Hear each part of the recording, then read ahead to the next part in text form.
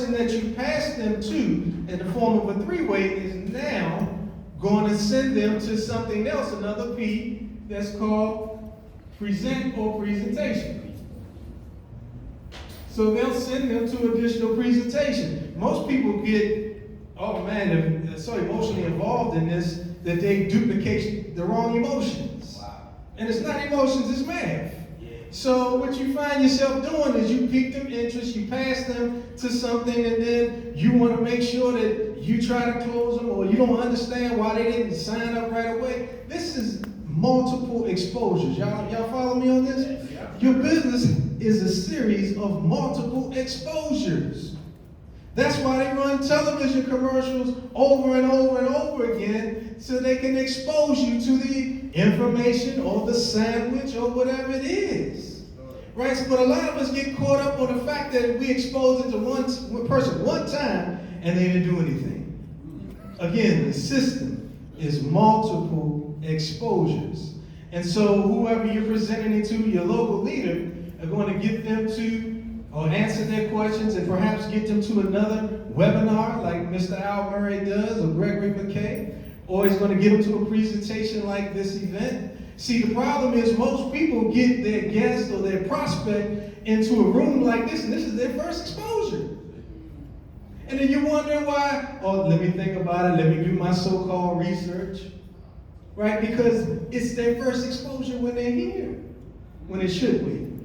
So you want to make sure you get them to, well, your local expert is going to get them to a presentation. And then the next key thing is, because even if they enroll here or they enroll after their presentation, you got to get them to the next P, and that's what? Say it again? That's it, plug in.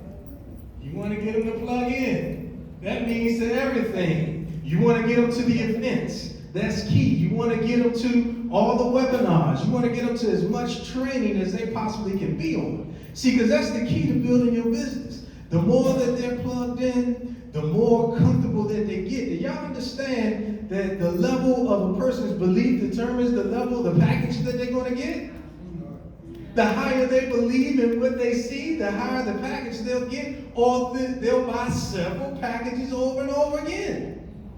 See, that's the key to that thing. Get them plugged in. Now, here's the interesting thing. You done got somebody to first base. What's your real job after you done peak and pass them to first base?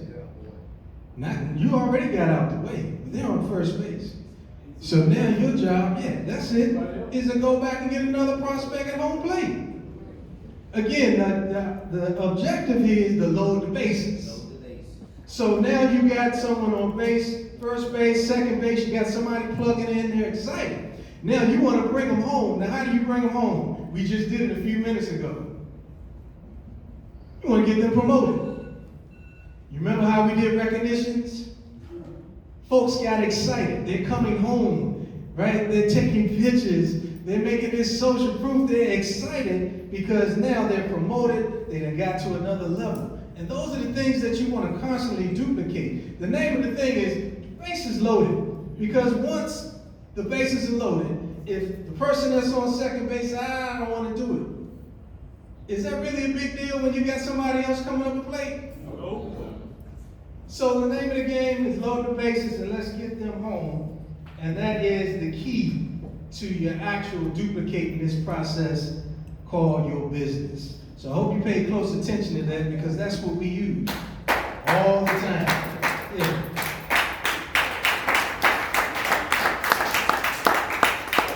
You see, the systems actually that we use, they build your business just like we mentioned.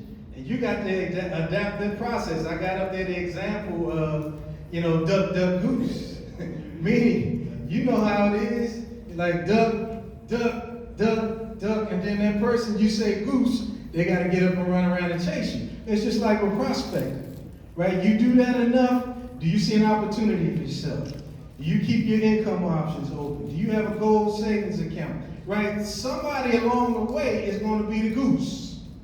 And you just got to make sure that you plug them right back into that system so that they can be duplicated, because of people look at two things. And I want you to understand this now. If you don't understand anything else, they look at two things. Number one, Do I like what you just shared with me? And number two, can I do what you just did? And if the answer is no to either one of those, chances are they're not going to do business with you.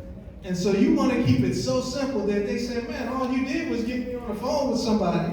All you did was share a link with me. I do like the concept of cryptocurrency. That guy video you shared on Crypto Steve, I mean, he was off the chain. His enthusiasm alone, I just like that guy. Can you introduce me to him? That's how people think. That's the whole psychology and the mindset. And so, even along the way, people get to the average person really in this industry only sponsors about 2 people their whole life. Really says 1.8 or something like that. Right? And so people get out of what they call their warm markets of people that they know, and they don't say, I don't know anybody else, you know, and then they tend to duplicate that to somebody else that they bring in, and then they become stagnant. The way that you get out of that situation is, if you want to stay in a warm market, you got to get in other people's warm markets.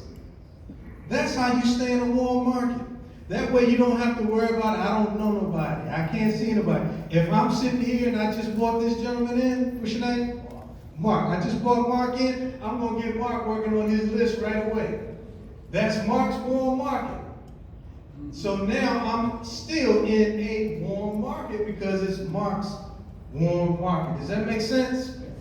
So don't stress, it's real simple. Just make sure you continuously build relationships while you do this thing. And see, the key thing is personal growth. You gotta have the great mindset. I just think of some great things that Les Brown was saying. He said, you know, I realized that after 18 years of dealing with prostate cancer, that I'm gonna die with cancer.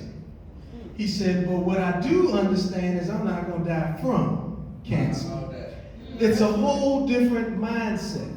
And that's how this business works. You gotta have that personal growth. You gotta be willing to study. You gotta understand, what am I pouring in my mind? Because those are some of the things that you need to duplicate. Mr. Cameron Gamble talked about being Mr. Outstanding and the difference on the way that he presents himself by saying, I'm outstanding, right? All of that is part of a mindset. And people want to be around positive people, don't you?